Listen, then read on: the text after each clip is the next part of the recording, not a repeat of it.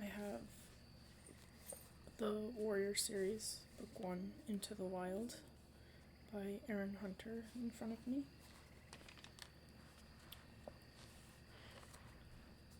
Prologue. A half-moon glowed on smooth granite boulders, turning them silver.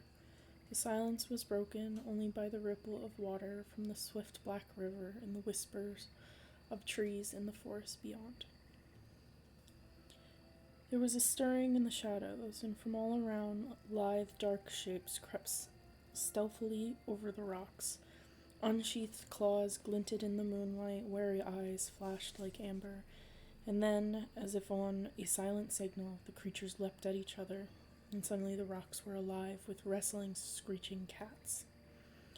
At the center of the frenzy of fur and claws, a massive dark tabby pinned a bracken-colored tom to the ground and drew up his head triumphantly. "Oakheart," the tabby growled. "How dare you hunt in our territory? The Sunning Rocks belong to ThunderClan. After tonight, Tigerclaw, this will be just another RiverClan hunting ground." The bracken-colored tom spat back. A warning yowl came from the shore, shrill and anxious. "Look out! More RiverClan warriors are coming." Tigerclaw turned to see sleek, wet bodies sliding out of the water below the rocks. Sorry. The drenched RiverClan warriors bounded silently up the shore and hurled themselves into battle without even stopping to shake the water from their fur. The dark tabby glared down at Oakheart. "You may swim like otters, but you and your warriors do not belong in the forest." He drew back his lips and showed his teeth as the cat struggled beneath him. The desperate scream of a ThunderClan she-cat rose above the clamor. A wiry RiverClan tom had pinned the brown warrior flat on her belly. Now he lunged towards her neck, with jaws still dripping from his swim across the river. Tigerclaw heard the cry and let go of Oakheart. With a mighty leap, he knocked the enemy warrior away from the she-cat. "Quick, Mousefur, run!" he ordered before turning on the RiverClan tom who had threatened her. Mousefur scrambled to her paws, wincing from a deep gash on her shoulder, and raced away. Behind her, Tigerclaw spat with rage as the RiverClan tom sliced open his nose. Blood blinded him for an instant, but he lunged forward regardless and sank his teeth into the hind leg of his enemy. The RiverClan cat squealed and struggled free. "Tigerclaw," the yowl came from a warrior with a tail as red as foxfur. "This is useless. There are too many RiverClan warriors." "No, Redtail. ThunderClan will never be beaten," Tigerclaw yelled back, leaping to Redtail's side. "This is our territory." Blood was welling around his broad, black muzzle, and he shook his head impatiently, spattering scarlet drops onto the rocks. "ThunderClan will honor your courage, Tigerclaw, but we cannot afford to lose any more of our warriors," Redtail urged. "Bluestar would never expect her warriors to fight against these impossible odds. We will have another chance to avenge this defeat."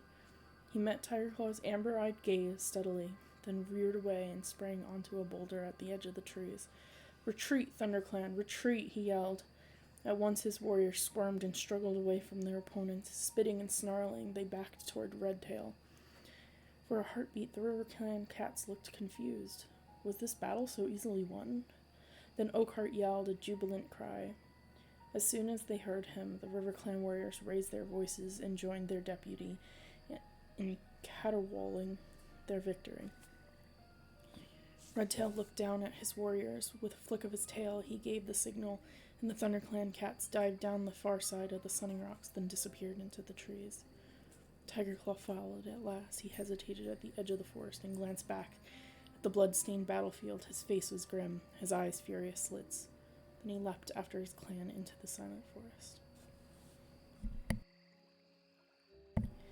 In a deserted clearing, an old gray she-cat sat alone, staring up at the clear night sky. All around her in the shadows, she could hear the breathing and stirring of sleeping cats. A small tortoise-shell she-cat emerged from the dark corner, her paw steps quick and soundless. The gray cat dipped her head in greeting. "How is Mousefur?" she meowed. "Her wounds are deep, Bluestar," answered the tortoiseshell, settling herself on the night-cool grass. But she is young and strong, she will heal quickly, and the others, they will all recover too. Blue Star sighed. We are lucky not to have lost any of our warriors this time. You were a gifted medicine cat, Spotted Leaf. She tilted her head again and studied the stars. I am deeply troubled by tonight's defeat. ThunderClan has not been beaten in its own territory since I became leader. She murmured, These are difficult times for our clan. The season of New Leaf is late, and there have been fewer kids. ThunderClan needs more warriors if it is to survive. But the year is only just beginning, Spotted Leaf pointed out calmly. There will be more kits when Greenleaf comes. The gray cat twitched her broad shoulders. Perhaps, but training our young to become warriors takes time. If ThunderClan is to defend its territory, it must have new warriors as soon as possible. Are you asking StarClan for answers? Meowed Spotted Leaf, gently, following Blue Star's gaze and staring up at the swath of stars glittering in the dark sky. It is at times like this we need the words of ancient warriors to help us. Has StarClan spoken to you? Blue Star asked. Not for some moons, Blue Star. Suddenly a shooting star blazed over the treetops. Treetops. Spotted Leaf's tail twitched and the fur along her spine bristled. Blue Star's ears pricked, but she remained silent as Spotted Leaf continued to gaze upward. After a few moments, Spotted Leaf lowered her head and turned to Blue Star. It was a message from StarClan, she murmured. A distant look came into her eyes. Fire alone can save our clan. Fire, Blue Star echoed. But fire is feared by all the clans. How can it save us? Spotted Leaf shook her head. I do not know, she admitted, but this is the message StarClan has chosen to share with me. The ThunderClan leader fixed her clear-blue eyes on the medicine cat. You've never been wrong before, Spotted Leaf, she meowed. If StarClan has spoken, then it must be so. Fire will save our clan. Chapter 1. It was very dark. Rusty could sense something was near. The young tomcat's eyes opened wide as he scanned the dense undergrowth.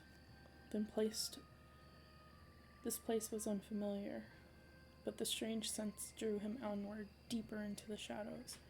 His stomach growled, reminding him of his hunger. He opened his jaws slightly to let the warm smells of the forest reach the scent glands on the roof of his mouth.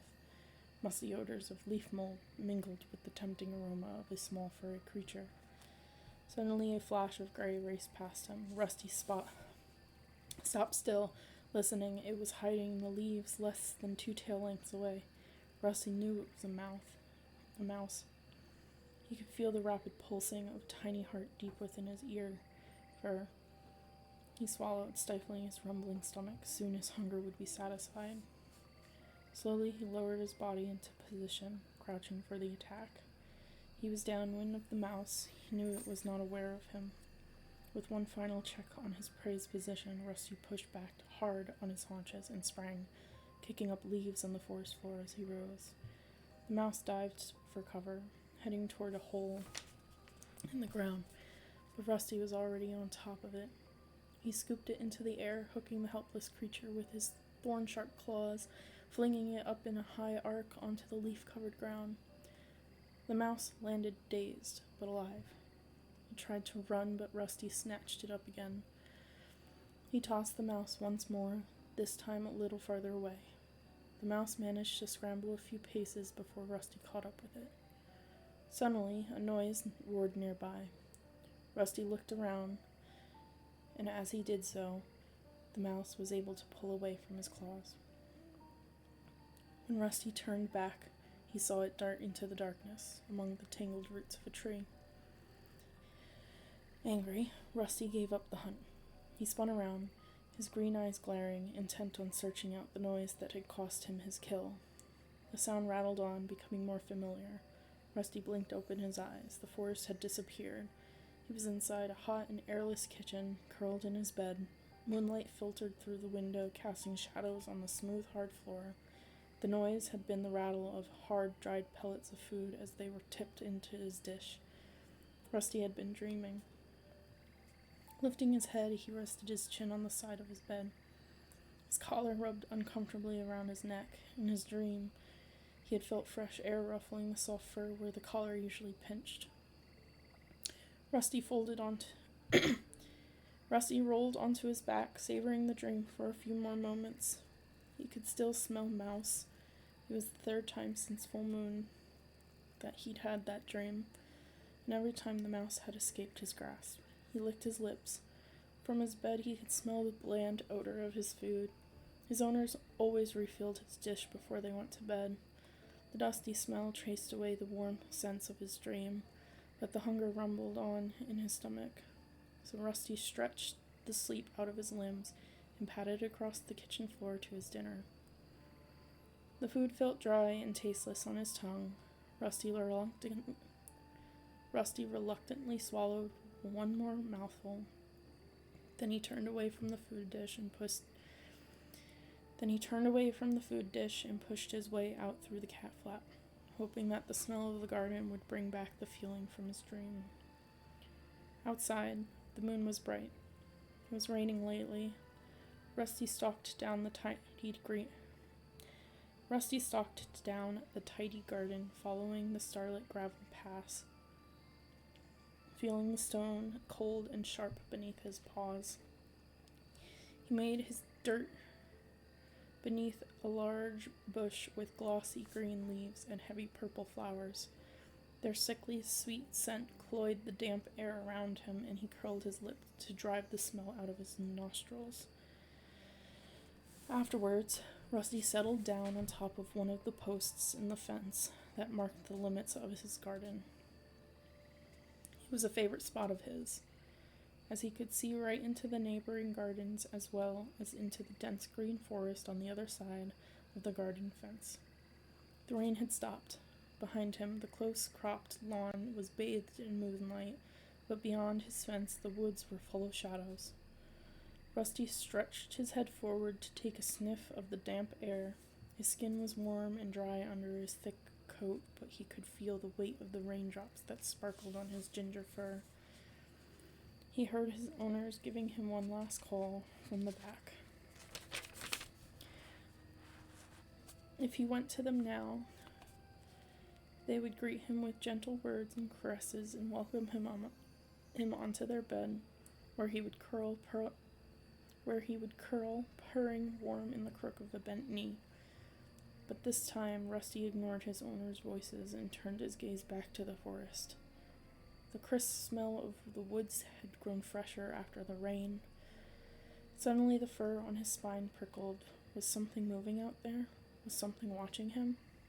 Rusty stared ahead, but it was impossible to see or smell anything in the dark, tree-scented air. He lifted his chin boldly, stood up, and stretched, one paw gripping each corner of the fence posts as he straightened his legs and arched his back. He closed his eyes and breathed in the smell of the woods once more. It seemed to promise him something, tempting him onward into the whispering shadows. Tensing his muscles, he crouched for a moment, then he leapt lightly down into the rough grass on the other side of the garden fence.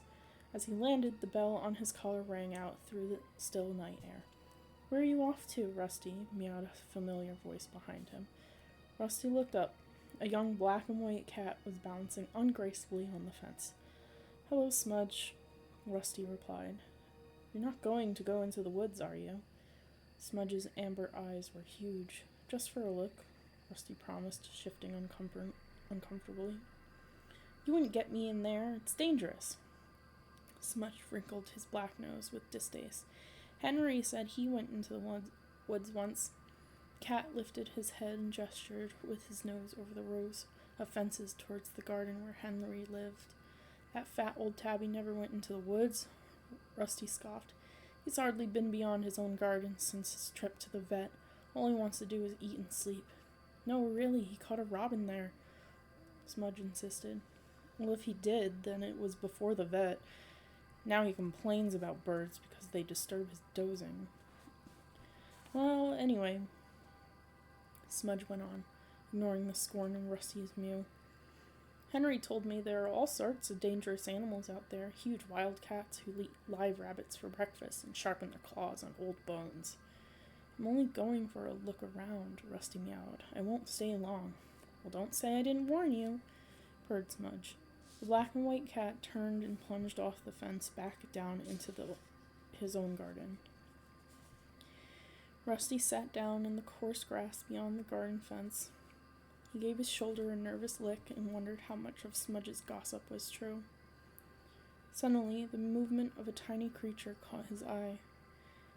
He watched it scuttle under some brambles. Instinct made him drop into a low crouch. With one slow paw after another, he drew his body forward through the undergrowth. Ears pricked, nostrils flared, eyes unblinking. He moved towards the animal. He could see it clearly now, sitting up among the barbed branches.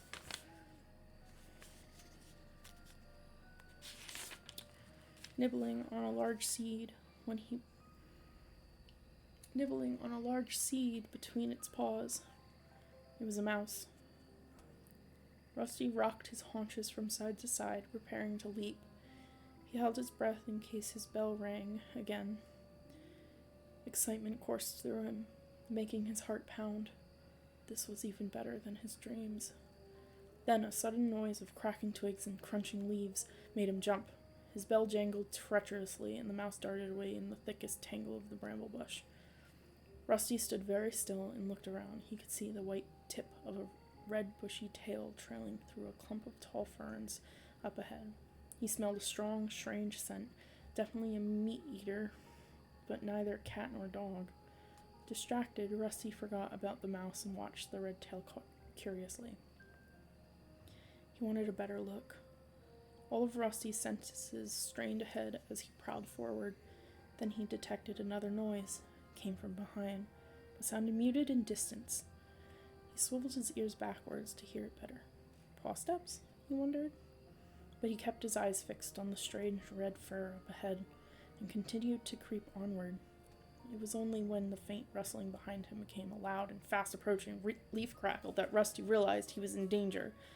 The creature hit him like an explosion, and Rusty was thrown sideways into a clump of nettles. Twisting and yowling, he tried to throw off the attacker that had fastened itself into his back. It was gripping him with incredibly sharp claws. Rusty could feel spiked teeth pricking at his neck. He writhed and squirmed from whisker to tail, but he couldn't free himself. For a second, he felt helpless, then he froze. Thinking fast, he flipped over onto his back. He knew instinctively how dangerous it was to expose his soft belly, but it was his only chance. He was lucky. The ploy seemed to work. He heard a hoof beneath him as the breath was knocked out of his attacker. Thrashing fiercely, Rusty managed to wriggle free. Without looking back, he sprinted towards his home. Behind him, a rush of paw steps told Rusty his attacker was giving chase. Even though the pain from his scratches stung beneath his fur, Rusty decided he would rather turn and fight than let himself be jumped on again. He skidded to a stop, spun around, and faced his pursuer. It was another kitten, with a thick coat of shaggy gray fur, strong legs, and a broad face.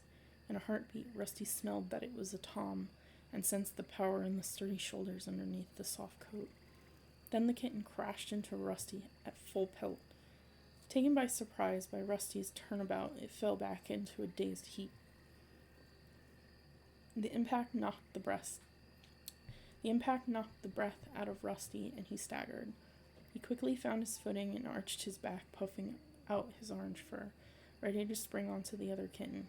But his attacker simply sat up and began to lick a forepaw, all signs of aggression gone. Rusty felt strangely disappointed. Every part of him was tense, ready for battle.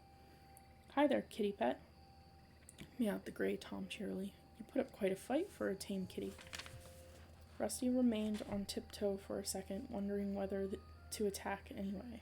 Then he remembered the strength he had felt in the kitten's paws when he pinned him to the ground. He dropped onto his pads, loosened his muscles, and let his spine unbend. "And I'll fight you again if I have to," he growled. "I'm Grey Paw, by the way," the gray kitten went on, ignoring Rusty's threat. I'm training to be a ThunderClan warrior. Rusty remained silent. He didn't understand what this gray what's-it was meowing about. But he sensed the threat had passed. He hid his confusion by leaning down to lick his ruffled chest. What's a kitty pit like you doing out in the woods? Don't you know it's dangerous? Asked Greypaw. If you're the most dangerous thing the woods has to offer, then I think I can handle it, Rusty bluffed. Greypaw looked up at him for a moment, narrowing his big yellow eyes. Oh, I'm far from the most dangerous. If I were even half a warrior, I'd had given an intruder like you some real wounds to think about. Rusty felt a thrill of fear at these ominous words. What did this cat mean by intruder? Anyway, meowed Greypaw, using his sharp teeth to tug at a clump of grass from between his claws. I didn't think it was worth hurting you. You're obviously not from one of the other clans. Other clans? Rusty echoed, confused. Greypaw let out an impatient hiss. You must have heard the 4 warrior clans that hunt around here. I belong to ThunderClan. The other clans are always trying to steal prey from our territory, especially ShadowClan. They're so fierce. They would have ripped you to shreds, no question asked. Greypaw paused to spit angrily and continued. They come to take prey that is rightfully ours. It's the job of the ThunderClan warriors to keep them out of our territory. When I've finished my training, I'll be so dangerous, I'll have the other clans shaking in their flea-bitten skins. They won't dare come near us then. Rusty narrowed his eyes. This must be one of the wildcats Smudge had worried. Rusty narrowed his eyes. This must be one of the wildcats Smudge had warned him about. Living rough in the woods, hunting and fighting each other for every last scrap of food. Yet Rusty didn't feel scared. In fact, it was hard not to admire this confident kitten. So you're not a warrior yet? He asked. Why? Did you think I was? Purred proudly. Greypaw purred proudly. Then he shook his wide, furry head. I won't be a real warrior for ages. I have to go through the training first. Kids have to be 6 moons old before they can even begin training. Tonight is my first night as an apprentice. Why don't you find yourself an owner with a nice, cozy house instead? Your life would be much easier, Rusty meowed. There are plenty of housefolk who would take in a kitten like you. All you have to do is sit where they can see you and look hungry for a couple of days. And they'd feed me pellets that look like rabbit droppings and soft slop. Greypaw interrupted. No way. I can't think of anything worse than being a kitty pet. They're nothing but 2-legged toys. Eating stuff that doesn't look like food, making dirt in a box of gravel, sticking their noses outside only when the 2 legs allow them. That's no life. Out here it's wild, and it's free. We come and go as we please. He finished his speech with a proud spit, then meowed mischievously. Until you've tasted a fresh killed mouse, you haven't lived. Have you ever tasted mouse? No, Rusty admitted, a little defensively. Not yet. I guess you'll never understand, Greypaw sighed. You weren't born wild. It makes a big difference. You need to be born with warrior blood in your veins, or feel the wind in your whiskers. Kitties born to 2-legged nests could never feel the same way. Rusty remembered the way he had felt in his dream. That's not true, he mewed indignantly. Greypaw did not reply, suddenly stiffened mid-lick, one paw still raised, and sniffed the air. I smell cats from my clan, he hissed. You should go. They won't be pleased to find you hunting in our territory. Rusty looked around, wondering how Greypaw knew any cat was approaching. He couldn't smell anything different on the leaf-scented breeze, but his fur stood on end at the note of urgency in Greypaw's voice. Quick! Hissed Greypaw again. Run! Rusty prepared to spring into the bushes, not knowing which way was safe to jump. He was too late. A voice meowed behind him, firm and menacing. What's going on here?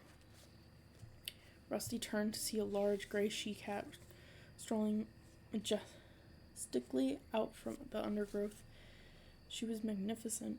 White hair streaked her muzzle, and an ugly scar parted the fur across her shoulders, but her smooth gray coat shone like silver in the moonlight. Blue Star, beside Rusty. Greypaw crouched down and narrowed his eyes. He crouched even lower when a second cat, a handsome golden tabby, followed the gray cat into the clearing. You shouldn't be so near Two-Leg Place, Grey Paw, growled the golden tabby angrily, narrowing his green eyes.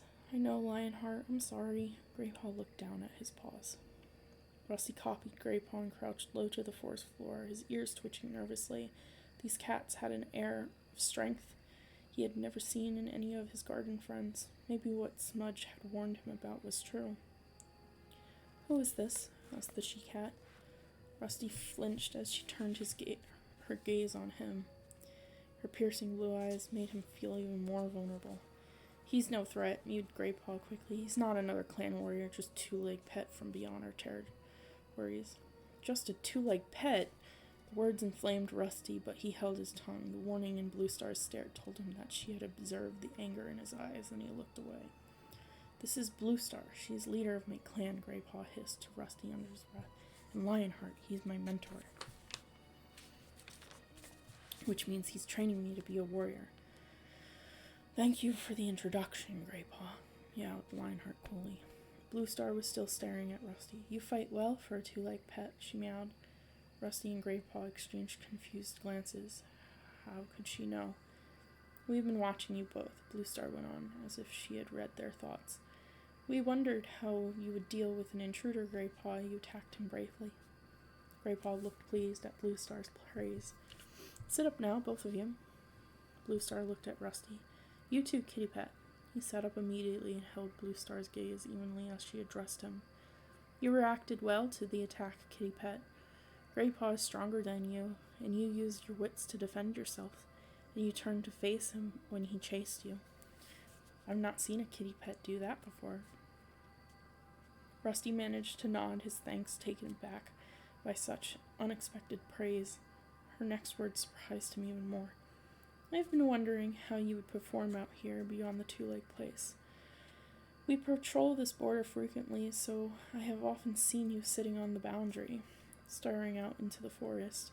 And now, at last, you have dared to place your paws here. Blue Star stared at Rusty thoughtfully. You do seem to have a natural hunting ability, sharp eyes. You would have caught the mouse if you had not hesitated too long. Really? Lionheart spoke now. His deep meow was respectful but insistent. Blue Star, this is a kitty pet. He should not be hunting in ThunderClan territory. Send him home to his two legs. Rusty pricked at Lionheart's dismissive words. Send me home, he mewed impatiently. Blue Star's words had made him glow with pride. She had noticed him. She had been impressed by him. But I've only come here to hunt for a mouse or two.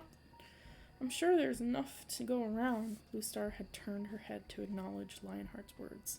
Now her gaze snapped back to Rusty.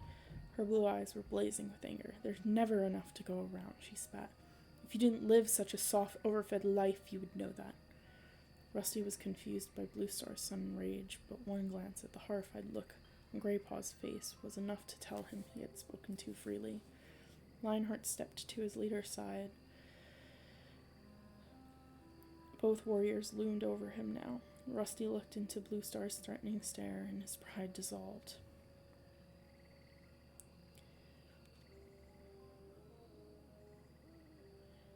These were not cozy fireside cats he was dealing with. They were mean, hungry cats who were probably going to finish what Grey Paw had started.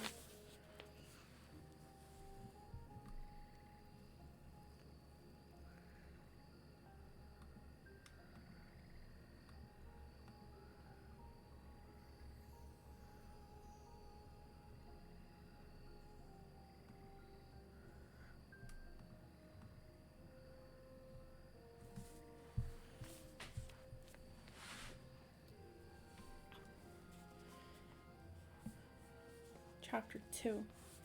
Well, hissed Blue Star, her face only a mouth length from his mouth. Lionheart remained silent as he towered over Rusty. He flattened his ears and crouched under the Golden Warrior's cold stare.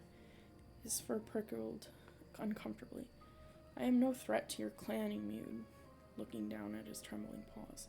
You threaten our clan when you take our food, yelled Blue Star. You have plenty of food in your two-legged nest already. You come here only to hunt for sport. We hunt to survive. The truth of the warrior queen's words pierced Rusty like a blackthorn, and suddenly he understood her anger. He stopped trembling, sat up, and strained his ears. He raised his eyes to meet hers. I had not thought of it that way before. I am sorry, he meowed sullenly. I will not hunt here again. Bluestar let her hackles fall and signaled to Lionheart to step back. You are an unusual kitty pet, Rusty, she meowed. Greypaw's sigh of relief made Rusty's ears twitch. He heard the approval in Bluestar's voice, and noticed as she swapped a meaningful glance with Lionheart. The look made him curious. What flashed between the two warriors? Quietly he asked, Is survival here really so hard? Our territory covers only part of the forest, answered Bluestar. We compete with other clans for what we have, and this year, late new leaf means prey is scarce. Is your clan very big? Rusty meowed, his eyes wide. Big enough, replied Bluestar. Our territory can support us, but there is no prey left over. Are you all warriors, then? Rusty mewed. Bluestar's guarded answers were just making him more and more curious. Lionheart answered him. Some are warriors, some are too young, or too old, or too busy caring for kits to hunt. And you all live and share prey together? Rusty murmured in awe, thinking a little guiltily of his own easy life. Bluestar looked again at Lionheart. The golden tabby stared back at her steadily. At last she returned her gaze to Rusty and meowed. Perhaps you should find out these things for yourself. Would you like to join ThunderClan? Rusty was so surprised he couldn't speak. Bluestar went on. If you did, you would train with Greypaw to become a clan warrior. But kitty pets can't be warriors, Greypaw blurted out. They don't have warrior blood. A sad look clouded Bluestar's eyes. Warrior blood, she echoed with a sigh. Too much of that has been spilled lately. Bluestar fell silent and Lionheart meowed. Bluestar is only offering you training, young kid. There is no guarantee you would become a full warrior. It might prove too difficult for you. After all, you are used to a comfortable life. Rusty was stung by Lionheart's words. He swung his head around to face the golden tabby. Why offer me the chance, then? But it was Bluestar who answered. You were right to question our motives, young one. The fact is, ThunderClan needs more warriors. Understand that Bluestar does not make this offer lightly, warned Lionheart. If you wish to train with us, we will have to take you into our clan. You must either live with us and respect our ways, or return to your two-leg place and never come back. You cannot live with a paw in each world. A cool breeze stirred the undergrowth, ruffling Rusty's fur. He shivered, not with the cold, but with excitement at the incredible possibilities opening up in front of him. Are you wondering if it's worth giving up your comfortable kitty pet life? Asked Bluestar gently. Do you realize the price you will pay for your warmth and food? Rusty looked at her, puzzled. Surely his encounter with these cats has proven to him just how easy and luxurious his life was. I can tell that you are still a Tom. And despite Bluestar added, and despite the two-leg stench that clings to your fur. What do you mean, still a Tom? You haven't yet been taken by the two legs to see the cutter, meowed Bluestar gravely. You would be very different then, not quite so keen to fight a clan cat, I suspect. Rusty was confused. He suddenly thought of Henry, who had become fat and lazy since his visit to the vet. Was that what Bluestar meant by the cutter? The clan may not be able to offer you such easy food or warmth, continued Bluestar. In the season of leaf bare, nights in the forest can be cruel. The clan will demand great loyalty and hard work. You will be expected to protect the clan with your life if necessary. And there are many mouths to feed, but the rewards are great. You will remain a Tom. You will be trained in the ways of the wild. You will learn what it is to be a real cat. The strength and fellowship of the clan will always be with you. even when you hunt alone. Rusty's head reeled. Bluestar seemed to be offering him the life he had lived so many times and so tantalizingly in his dreams. But could he live like that for real? Lionheart interrupted his thoughts. Come, Bluestar, let's not waste any more time here. We must be ready to join the other patrol at Moon High. Tigerclaw will wonder what has become of us. He stood up and flicked his tail expectantly. Wait, Rusty meowed. Can I think about your offer? Bluestar looked at him for a long moment and nodded. Lionheart will be here tomorrow at Sun High, she told him. Give him your answer then. Bluestar murmured a low signal. In a single movement, the three cats turned and disappeared into the undergrowth.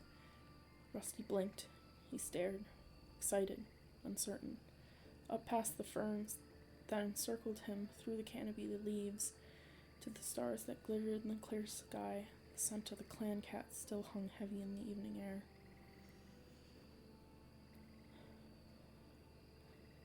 And as Rusty turned and headed for home, he felt a strange sensation inside him, tugging him back into the depths of the forest. His fur prickled deliciously, and the light wind and the rustling leaves seemed to whisper his name into the shadows.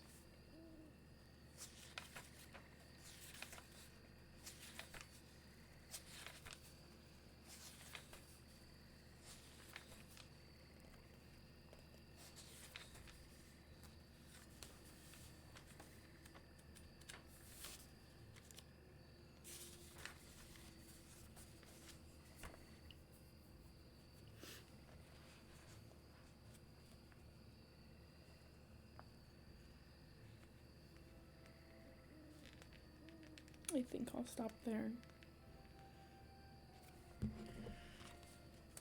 Only because I had limited time to do this anyway. And I have a long day tomorrow. So, well, short and sweet.